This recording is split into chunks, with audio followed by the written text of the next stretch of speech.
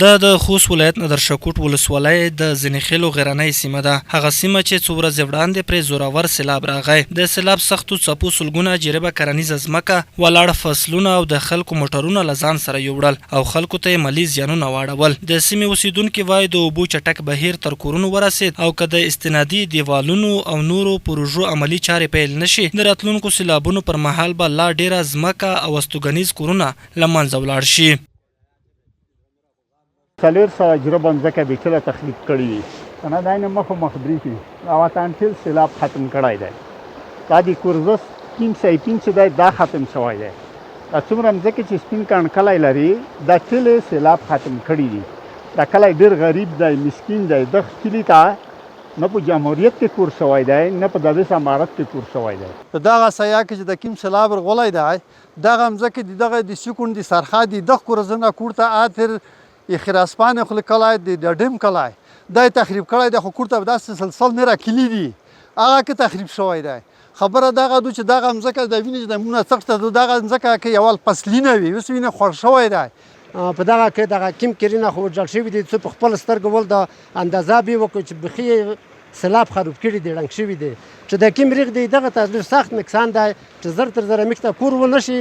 مثال د نیر ریغ کرینه منځي یو شمیر زیانمن شوي کسان وایي د سیلاب پر مهال د اوبو زور دومره زیات و چې د خپلو ماشومانو او میرمنو د ژغورلو لپاره یې هغوی د غرونو لوړو څوکو ته انتقال کړل.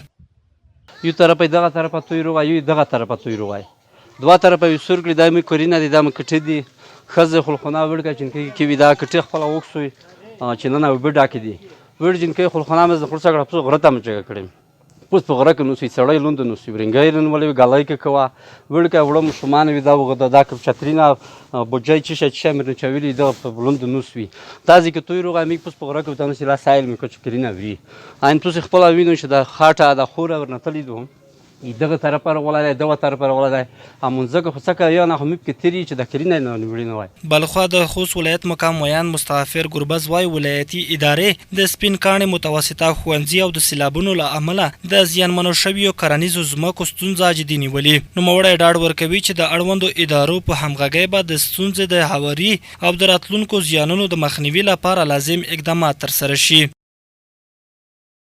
واقعا چې د خوست ولایت د نادرشکوټ ولسوالۍ اړوند د زنیخیلو په سیمه کې یو متوسطه ښوونځی او لسګونه جریبه کرنیزه ځمکه چې په دې وروستیو کې د شدیدو اورښتونو او سیلابونو له امله د زیان له ګواښ سره مخ ده، د خوست ولایتي ادارې دغه ستونزه درک کړې او په اداري مجلس کې هم ذکر شوې ده. د خوست ولایت مقام د رهبرۍ لخوا اړوند ادارو ته سپارښتنه شوې څو د دغه زیان د مخنیوي لپاره لازم او چټک اقدامات ترسره کړي. وروستیو سیلابونو دا وښوده چې د خوست په غرنیو سیمو کې د سیلابونو د مخنیوي بنسټیزو پروژو ته جدي اړتیا شته.